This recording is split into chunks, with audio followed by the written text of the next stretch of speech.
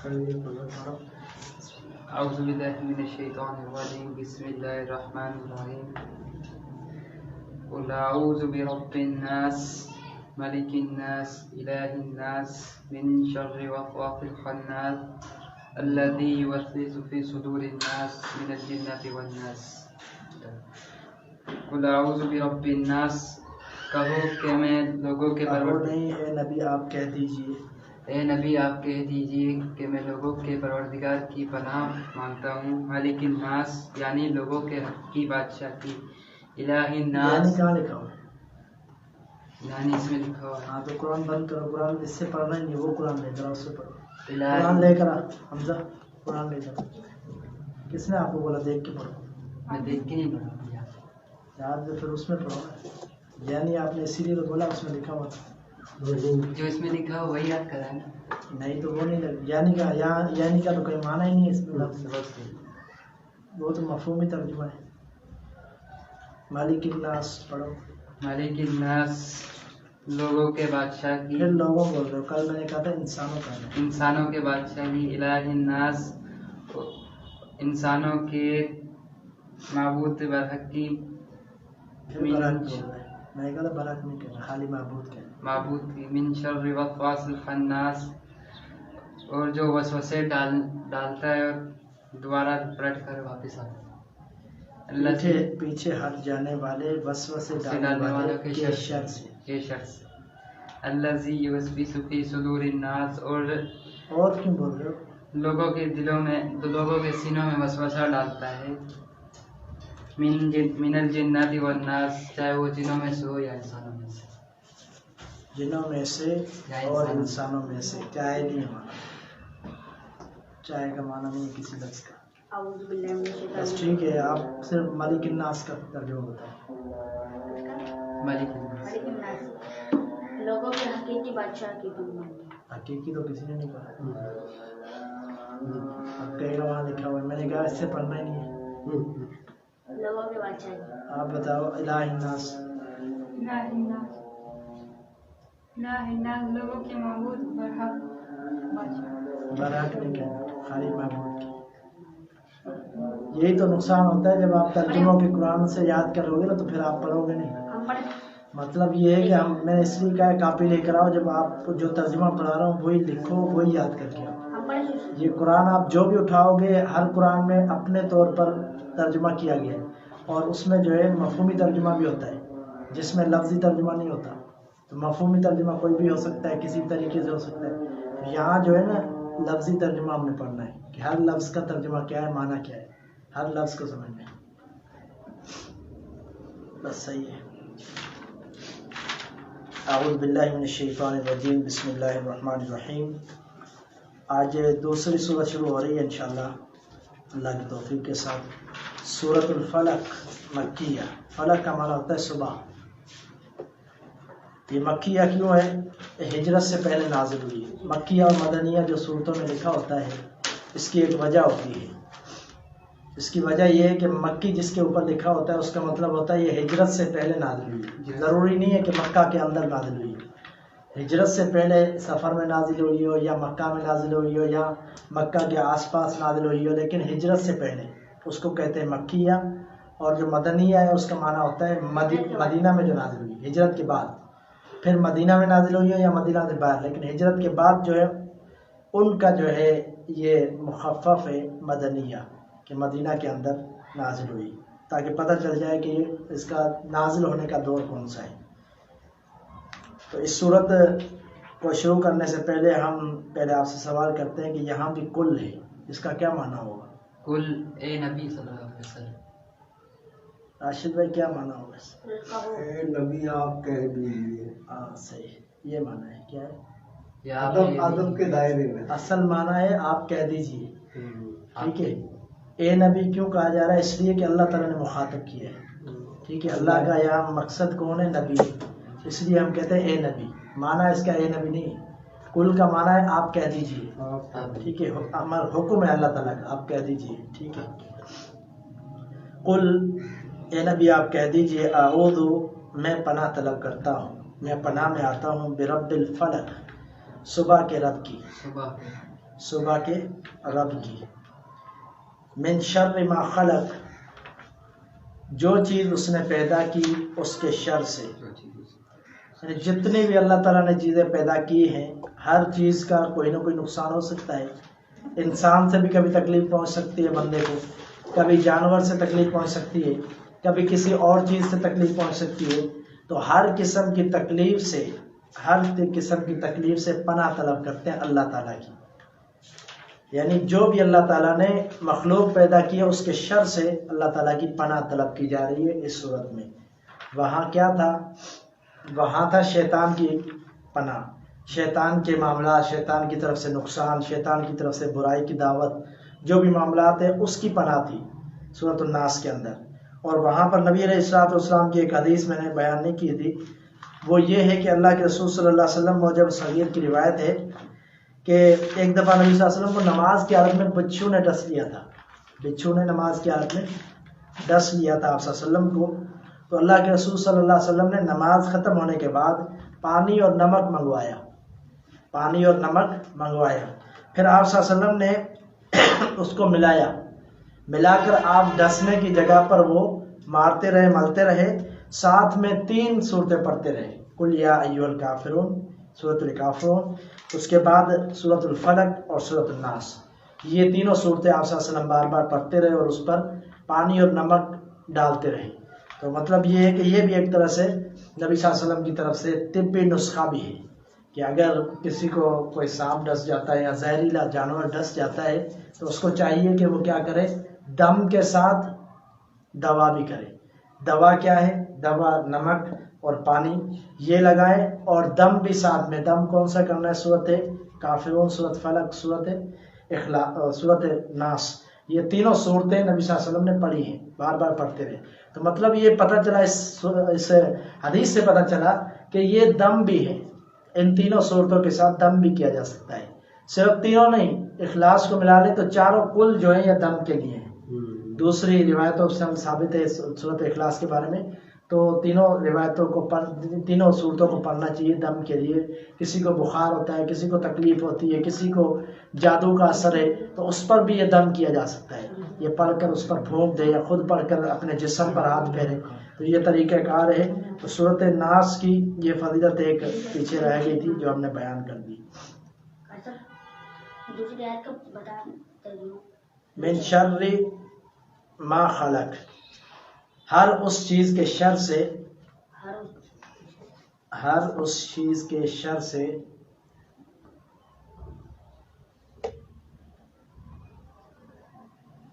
جسے پیدا کیا.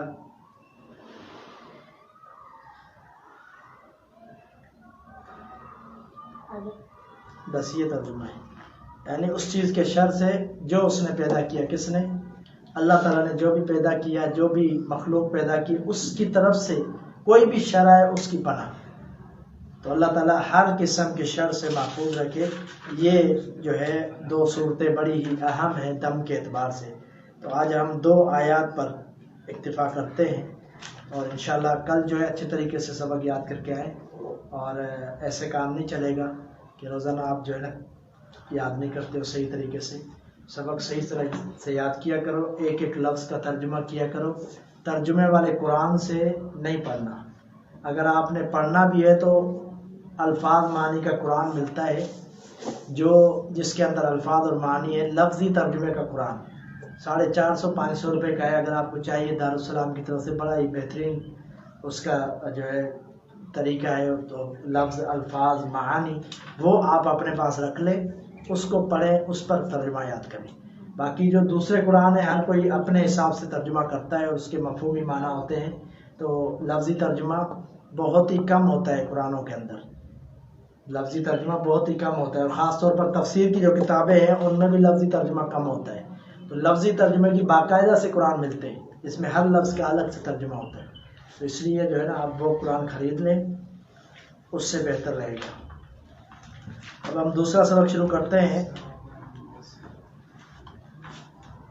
علم النحو.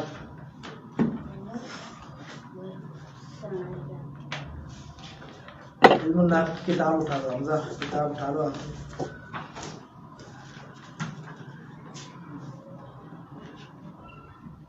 علم النحو ہے۔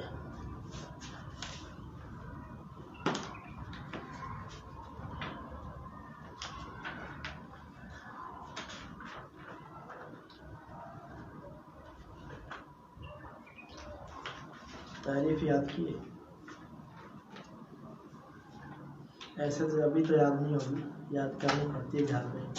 یاد کیا سناؤ۔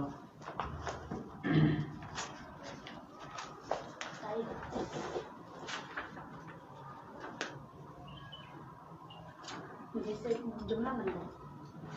تعریف پوری تعریف سناؤ۔ اس میں فعل اور حرف کو جوڑ کر جملہ بنانے کی ترکیب اور ہر کلمہ کے آخری حرف کی حالت معلوم ہے۔ آپ پڑھ کے سناؤ۔ عربی کا علم نو وہ علم نو ہے، بول رہے ہو، نو سے منع کیا تھا نے۔ نو نہ وہ علم ہے جس میں اسم و فعل و حرف کو جوڑ کر جملے بنانے کی ترتیب ہو اور ہر کلمے کے آخر میں حرف کی حالت معلوم ہو۔ اس کا موضوع کیا ہے علم النحو کا؟ اس کا موضوع اس علم کا کلمہ اور کلام ہے۔ کیا ہے؟ بولو کیا ہے علم اور کلمہ اور کلام کیا ہے؟ کلمہ اور کلام جیسے دال کلمہ تخم جو شروع میں کیا لکھا ہوا ہے کتاب میں؟ دیکھو عربی کا علم نو اس سے پہلے کیا لکھا ہوا ہے؟ اس سے پہلے علم نو کی تعریف میں نیچے والا بول رہا ہوں فائدہ۔ موضوع۔ موضوع لہو موضوع لکھا ہوا ہے نا، میں نے موضوع پوچھا ہے، کلمہ اور کلام موضوع ہے۔ کلام وہ جو موضوع کہتے ہیں ٹاپک کو، عنوان کو موضوع کہتے ہیں۔ اس پورے علم کا، اس پوری کتاب کا جو ٹاپک اور عنوان ہے وہ کلمہ اور کلام ہے۔ کیا ہے؟ کلمہ کلمہ اور کلام یہ کل بھی سمجھایا تھا کہ کلمہ اور کلام ان دو چیزوں پر بات ہوگی پورے اس کتاب میں۔ پوری گرامر کی کتاب ہے لیکن اس میں صرف دو چیزوں پر بات ہوگی، کلمہ اور کلام۔ ٹھیک ہے، یہ بات ذہن نشین کر لو، لکھ لو، بھلے کتاب میں تو لکھا ہوا ہے، ذہن نشین کر لو۔ فصل نمبر 1 جو نکلتی ہے چیز وہ کیا ہے؟ لفظ۔ کیا ہے وہ؟ لفظ۔ لفظ کا معنی یہ ہوتا ہے پھینکنا۔ لفظ کا کیا معنی ہوتا ہے؟ پھینکنا۔ تو منہ سے جو بھی چیز پھینکی جائے تو وہ الفاظ ہی ہوتے ہیں، تو اس کو کہا جاتا ہے لفظ۔ ٹھیک ہے، پھر لفظ اگر بامعنی ہے تو اس کو موضوع، اس کا نام موضوع ہے۔ ٹھیک ہے، اور اگر بے معنی ہے تو اس کا نام کیا ہے؟ محمل۔ تو محمد مطلب محمد اب میں بتاتا ہوں نا، صبر کرو۔ اگر بامعنی ہے تو اس کا نام موضوع ہے۔ بامعنی کا مطلب کیا ہے کہ جو لفظ نکالا جا رہا ہے وہ کسی کو سمجھ میں آئے تو اس کو موضوع کہا جاتا ہے۔ ٹھیک ہے، جیسے مثال کے طور پر میں نے آپ سے کہا کہ روٹی شوٹی، ایک مثال ہے روٹی شوٹی، اس میں روٹی موضوع ہے کیونکہ سمجھ میں آ رہا ہے روٹی کھانے کی چیز ہے۔ شوٹی کیا ہے؟ شوٹی موضوع نہیں ہے، موجود وہ کیا ہے؟ محمل ہے۔ محمل اس کو کہتے ہیں جس کا کوئی معنی ہی نہ ہو، کوئی مقصد ہی نہ ہو، اس کو کہتے ہیں محمل۔ تو یہاں موضوع ہر اس لفظ کو کہا جاتا ہے جو سمجھ میں آئے۔ ہر چیز میں ہم ایسے کہتے ہیں پانی شانی، اس طرح کے الفاظ جو استعمال ہوتے ہیں، یا کوئی بندہ جو ہے نا کوئی بات ایسی کر رہا ہے کہ سمجھ میں نہیں آ رہی، اس کا کوئی موضوع ہی نہیں ہے، تو وہ محمل ہوگی بات، یعنی اس کی بات کی اہمیت نہیں ہوگی۔ ٹھیک ہے، تو موضوع اور محمل یہ دو چیزیں سمجھ میں آئی؟ جی سر۔ اچھا، عربی زبان میں لفظ موضوع کی دو قسمیں ہیں۔ اب محمل کی قسمیں کیوں نہیں ہیں؟ اس لیے کہ محمل کا کوئی مقصد ہی نہیں ہے۔ مقصد ٹھیک ہے، کوئی مقصد ہی نہیں ہے، کوئی بات سمجھ میں آنے والی نہیں ہے، اس کا کیا قسمیں بنائے اور کیا اس پہ بات کریں؟ تو ساری بات کس پہ ہوگی؟ موضوع پہ ہوگی۔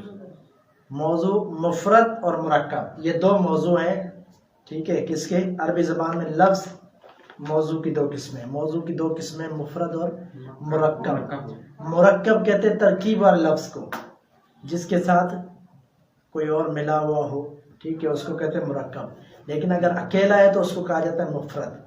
اب مفرد اس اکیلے لفظ کو کہتے ہیں، آگے تک تعریف بھی لکھی ہوئی، اس اکیلے لفظ کو کہتے ہیں جو ایک معنی بتائے، جو ایک معنی بتائے اس کو مفرد کہتے ہیں، اور اس کو کلمہ بھی کہتے ہیں۔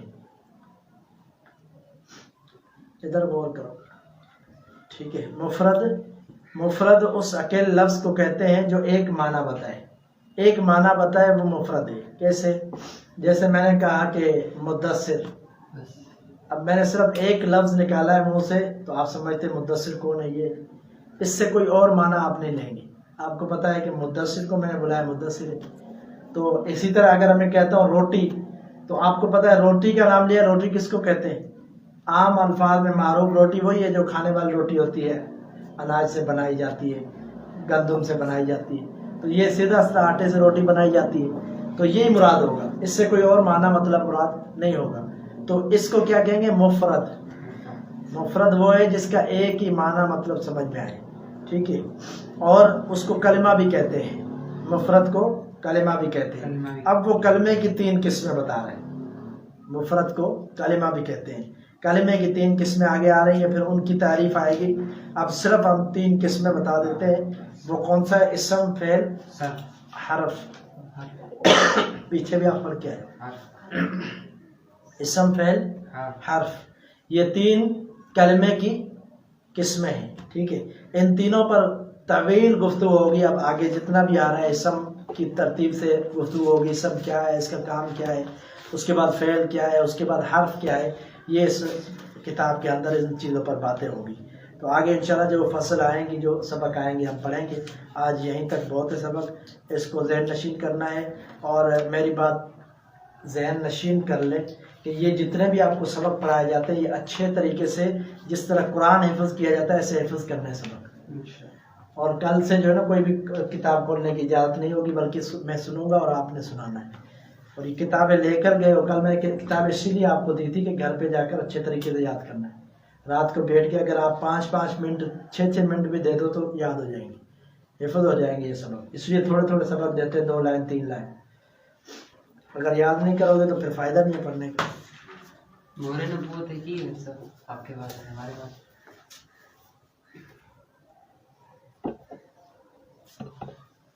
جناب مہر نبوت کا سبق شروع کرتے ہیں. اس کی وجہ یہ ہے کہ 4-5 دن ہو گئے ہم نے شروع نہیں کیا سبق، ٹھیک ہے. تو اس کو آپ سنیں گے، ٹھیک ہے. جب آپ کے پاس کتاب آ جائے گی تو آپ یاد کریں گے اس کو. کتابیں انشاءاللہ کچھ دن میں پہنچ جائیں گی. اب اس کے موضوع میں نے کل بتایا تھے، پرسوں بتائے تھے سبق میں کہ اس کے موضوع یہ ہے، ٹھیک ہے، کہ ان چیزوں پر بات کی جائے. تالیف کرنے والے وقت کے بہت بڑے مورخ، تاریخ دان قاضی محمد سلیمان منصور پوری ہیں، جنہوں نے اس کتاب کو ترتیب دیا ہے. اور تاریخ کے بھی حوالے اس کے اندر ہیں اور سنت نبوی کے بھی حوالے موجود ہیں. اس کے مطابق اس کتاب کو ترتیب دیا ہے. حلیہ مصطفیٰ، حلیہ کہتے ہیں چہرے کو. حلیہ ظاہری جو شکل اور جو تصویر ہوتی ہے اس کو حلیہ کہتے ہیں. سمجھ آ رہی بات؟ چہرہ کیسا ہے، جسم کیسا ہے، بال کیسے ہیں، پاؤں کیسے ہیں، داڑھی کیسی ہے، یہ ہوتا ہے حلیہ، ٹھیک ہے. آپ کہتے ہیں نا کوئی بھی چیز کوئی بندہ خریدنے کے لیے کوئی بات کرتا ہے تو جب اس کو بتایا جاتا ہے یار تھوڑا حلیہ بتانا، اس کا حلیہ کیسا ہے. یا کسی بندے کی بات ہو رہی ہے تو ساتھ میں کوئی بندہ پوچھ لیتا ہے یار وہ کس حلیہ کا بندہ ہے. یا جو کوئی بندہ جو ہے بچہ جو ہے وہ گم ہو جائے تو پوچھا جاتا ہے کہ وہ کیسا اس کا حلیہ ہے، کیسا دکھنے میں ہے وہ. تو یہ ساری چیزیں حلیہ یعنی ظاہری شکل کو حلیہ کہتے ہیں، ٹھیک ہے. اب یہاں پر جو ہے ایک روایت بیان کی گئی ہے. یہ روایت سنن بہقی کے اندر بھی ہے، حدیث کی کتابوں کے اندر یہ روایت موجود ہے. نبی اقدس رحمت عالم صلی اللہ علیہ وسلم جب آپ ہجرت کے سفر میں تھے، جب ہجرت کے سفر میں آپ صلی اللہ علیہ وسلم تھے تو اس دوران ایک عورت تھی ام معبد، ابو معبد اور ام معبد، یہ میاں بیوی تھے. نبی صلی اللہ علیہ وسلم کا گزر ان کے خیمے سے ہوا. ان کا ایک خیمہ انہوں نے بنایا ہوا تھا راستے میں مسافروں کے لیے، مسافروں کے لیے خیمہ بنایا ہوا تھا کہ جو بھی مسافر آئے تو اس کی خدمت کریں، ادھر بٹھائیں. تو یہاں پر ایک نبی صلی اللہ علیہ وسلم کا معجزہ بھی ثابت ہے، احادیث کی کتابوں میں بھی ہے اور اسی روایت کے اندر شاید یہاں پر بھی نقل کیا گیا ہو. تو اس واقعے کے ساتھ کیا ہے معجزہ یہ کہ ام معبد نے جب ان مہمانوں کا استقبال کیا، نبی صلی اللہ علیہ وسلم تھے، ابو بکر صدیق تھے، آپ کے ایک غلام بھی تھے ابو بکر صدیق کے، یہ آئے تو بہت زیادہ بھوک لگی ہوئی تھی سفر کی وجہ سے، ہجرت کی وجہ سے، تو انہوں نے دودھ طلب کیا ام معبد سے. تو ام معبد نے کہا کہ اس وقت تو دودھ نہیں ہے ہمارے پاس. تو کہا دودھ نہیں ہے تو کوئی ایسی بکری لے کر آؤ جو دودھ دیتی نہیں ہے، ایسی کوئی بکری لے کر آؤ.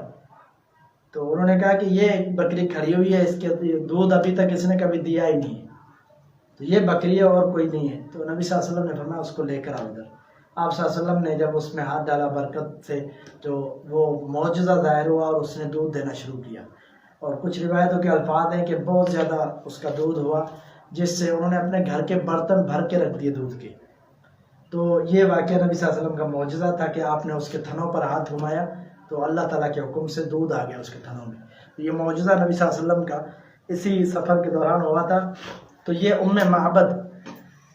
ام معبد کی بکری تھی، ان کا یہ گھرانہ تھا اور ان کا یہ خیمہ تھا جہاں پر نبی صلی اللہ علیہ وسلم نے میزبانی ان کی قبول کی. اب یہاں پر انہوں نے نبی صلی اللہ علیہ وسلم کی حلیے کا ذکر کیا اپنے شوہر سے. جب ان کا شوہر پہنچا تو نبی صلی اللہ علیہ وسلم جا چکے تھے، تو جب شوہر پہنچا تو انہوں نے ان کو بتایا کہ یہ حلیہ تھا ان کا اور جا کر ان سے مل کے آؤ. تو وہ حلیہ بیان کیا گیا ہے پاکیزہ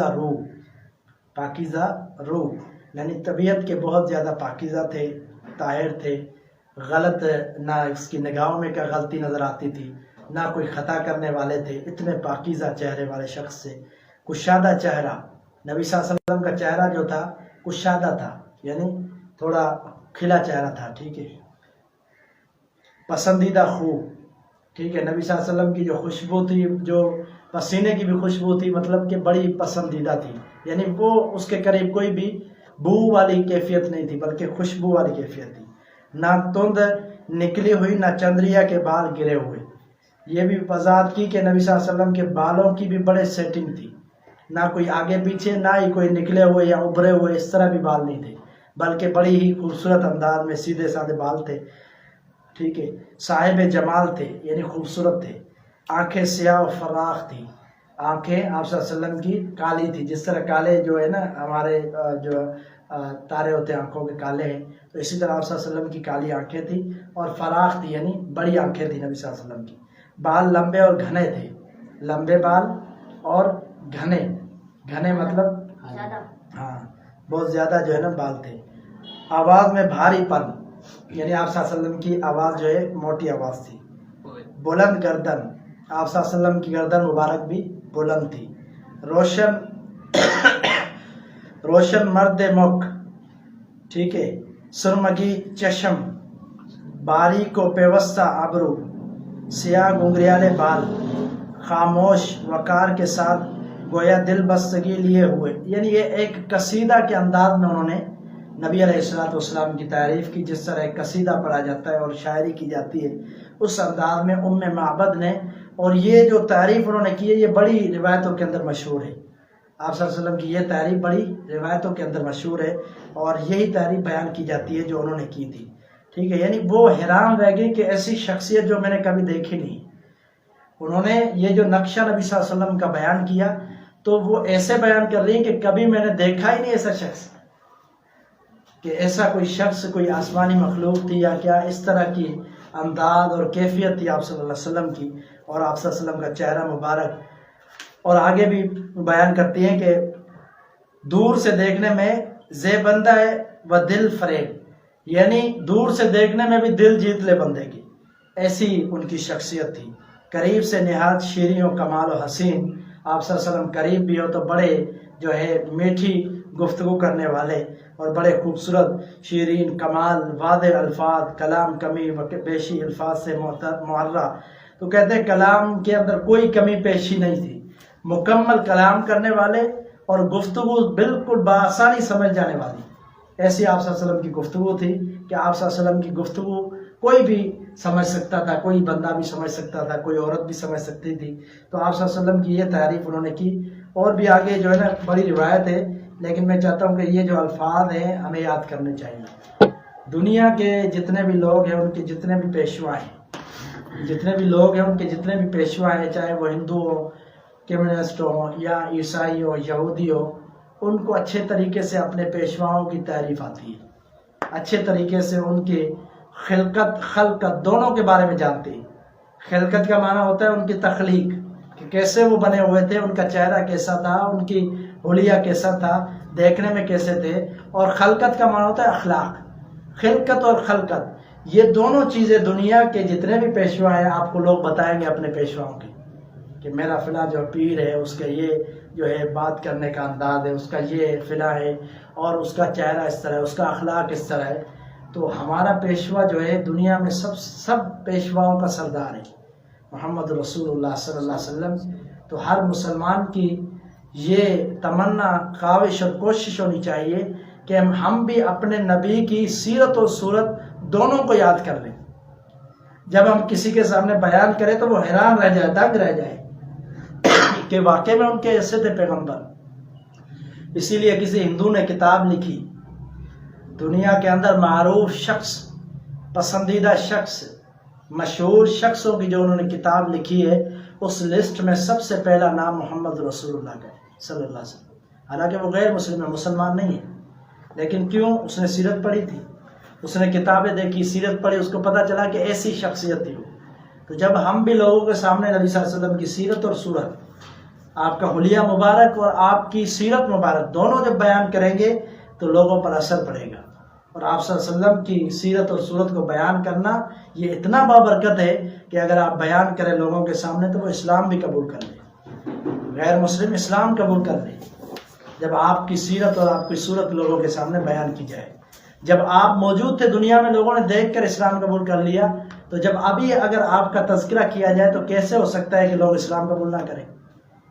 تو یقیناً یہ آپ صلی اللہ علیہ وسلم کی سیرت اور صورت ان کو یاد کرنا بھی ہر مسلمان کے لیے ضروری ہے۔ تو یہ جو اتنا بھی وعلیکم السلام، جتنا بھی جو ہے نا ہم نے ابھی پڑھا ہے تو آپ نے یہ بھی یاد کرنا ہے، ٹھیک ہے؟ کتاب آپ کو دے دیں گے تو آپ نے گھر میں جا کر اس کو جو ہے نا اچھے طریقے سے یاد رکھنا ہے کہ ام معبد نے نبی علیہ الصلوۃ والسلام کی کیا تعریفات کے کلمات کہے تھے، آپ کے بارے میں کیا کیا فرمایا تھا۔ اب وہ آپ اس سبق کا سبق یاد کیا ہے؟ یاد ہوگا، لیکن آپ آرام سے یاد نہیں نکالتے، خالی جو ہے نا رٹا لگاتے ہو، زبر زیر کو دیکھتے ہی نہیں ہو۔ پڑھو حمزہ، اوپر آ جاؤ۔ ضرب يضرب ضربا فهو ضارب وضرب وضرب وضرب يضرب يضرب ضربا ضربا فهو فذاك، فذا پہلے فہو ہے، فہو ضارب، دوسرے میں فذاک مضروب، فذا۔ ٹھیک ہے؟ اس کو اور بھی اچھے طریقے سے یاد کرو۔ آج جو ہے نا آگے میں سبق نہیں دے رہا، یہی آپ کے 8 الفاظ ہیں، اس کو اچھے طریقے سے یاد کرو۔ جس طرح آپ کو سورۃ الفاتحہ یاد ہے نا، اس طرح یہ یاد ہونی چاہیے، کوئی بھی اس میں غلطی نہیں آنی چاہیے، زبر زیر پیش کو بھی دیکھنا چاہیے۔ ٹائم کیا ہوگا بھائی صاحب؟ 5:12۔ چلے آج ہم نے الحمدللہ ساری کتابیں جو ہے نا پڑھی ہے، تو اب قاری صاحب کا وقت ہو رہا ہے انشاءاللہ۔ قاری صاحب آ جائیں۔